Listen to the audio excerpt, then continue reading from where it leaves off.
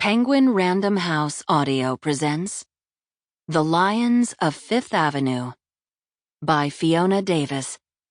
Read for you by Erin Bennett and Lisa Flanagan.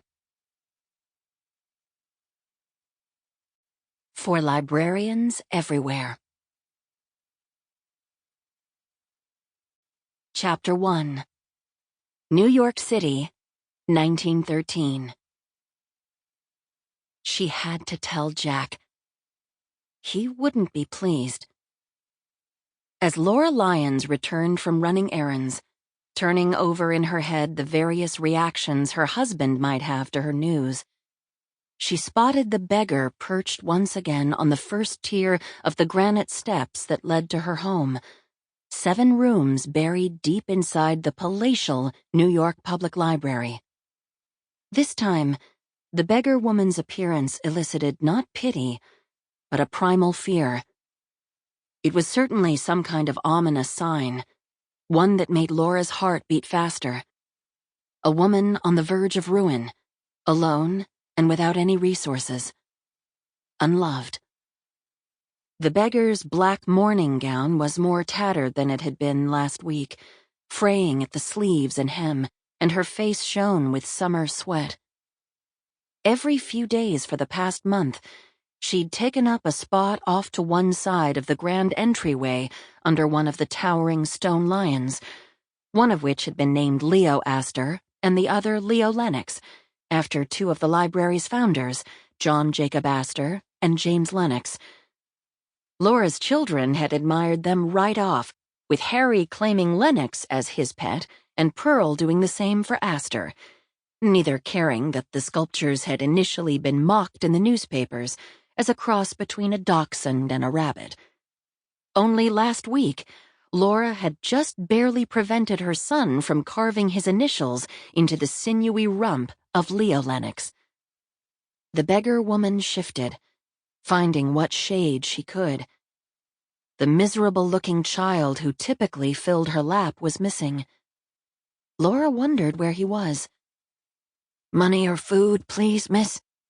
Either will do." Laura reached into her shopping basket and pulled out 2 apples. One of the library's employees would shoo the beggar away soon enough, and she was glad to have caught her in time, even if the act of offering the poor woman assistance was inspired, at least in part, by a ridiculous, superstitious bargain that existed only in Laura's mind. As if extending a kindness to someone in need would smooth the conversation ahead. "Thank you, miss." The woman tucked the fruit away in her pockets. "God bless."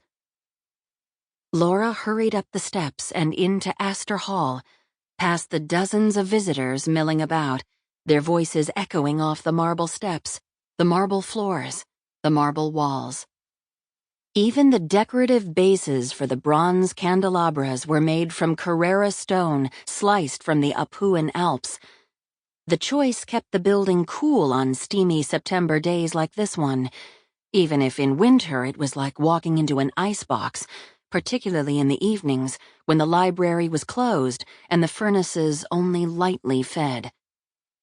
She turned left down the grand south-north gallery, passing under a series of globed pendants of thick curved glass that broke up the long lines of the coffered ceiling. About halfway down the hallway, she took a right, then another, before climbing up a narrow set of stairs that led to the mezzanine-level apartment where her family had lived for the past 2 years. Their 7 private rooms formed a right angle that hugged a corner of one of the library's 2 inner courtyards, the bedrooms and Jack's study along one side, and the kitchen, dining room, and sitting room along the other. The open area that formed the crux of the right angle, and where the stairway emerged, had become the kids' playroom, where Harry laid out his train tracks in one corner and Pearl parked her doll's pram under the door of the dumbwaiter. When they first moved in, Jack had had to give them a stern warning when they were caught poking their heads inside the dark shaft, but soon enough the family had settled in and adjusted to their new surroundings. The director of the library, Jack's boss, had pointed out during their orientation how the classical architecture of the building followed a progression from hard materials to soft, starting with the stone entrance hall before yielding to the wood paneling of the interior rooms. Laura had done her part to stay true to the continuum, softening the hard floors with a mishmash of oriental rugs and hanging thick drapes over the giant windows. On the fireplace mantel, she'd framed the newspaper article about their unusual living arrangements, which had been written the year they moved in. She called out the children's names as she headed to the kitchen, and the sound of their heavy stomping behind her brought a smile to her face. "Harry lost another tooth!" Pearl dashed in first, her eyes flashing with glee from scooping the news out from under her brother. Laura would have thought living in a library would turn them into a couple of bookworms, but Pearl wanted nothing to do with stories unless they involved ghosts or animals. Harry was different, although he preferred not to read himself, but rather to be read to, particularly from his worn copy of Maritime Heroes for Boys. Earlier that summer, when Jack quoted a line from one of Shakespeare's sonnets into Laura's ear in a silly falsetto while she washed the dishes, Harry had demanded to know what it meant. At his bedtime, Laura had taken down the volume from the bookcase and read some of the poems aloud to him. Harry interrupted to ask questions about the more ribald phrases, which Laura dodged as best she could. Later, when she and Jack were lying next to each other in bed, they laughed quietly about their son's natural, and thoroughly innocent, ear for the smuttier bits.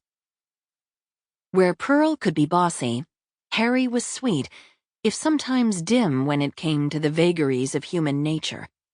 When Laura dropped off the children at the school on 42nd and 2nd Avenue for the first time 2 years ago, Pearl had taken a moment to analyze the groups of schoolgirls arrayed around the playground, figuring out the best approach, while Harry had recklessly stumbled over to some boys playing marbles, accidentally kicking several with his foot in the process, which resulted in a hard shove and a quick rejection. Harry, at 11, was older by 4 years, but Pearl was wiser, faster.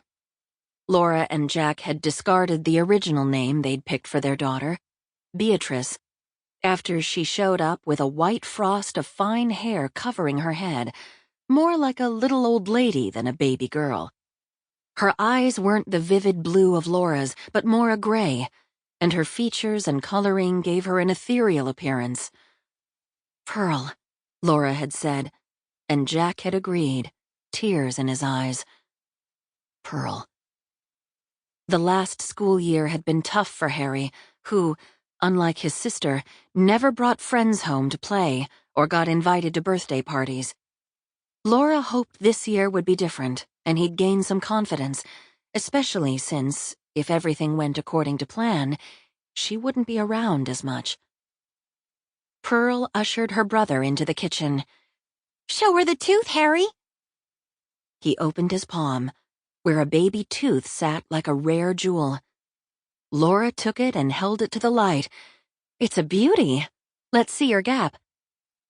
He smiled wide, showing off the space where one of his canines had been. "It didn't hurt at all. I was playing with it with my tongue, and suddenly, pop, it was gone." "You're lucky you didn't choke on it," said Pearl.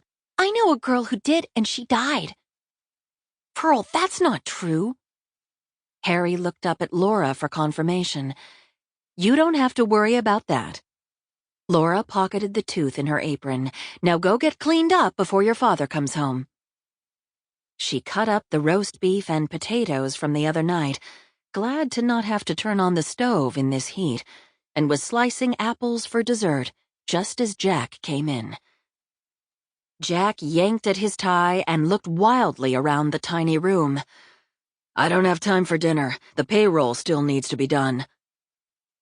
This wasn't the right time for her news.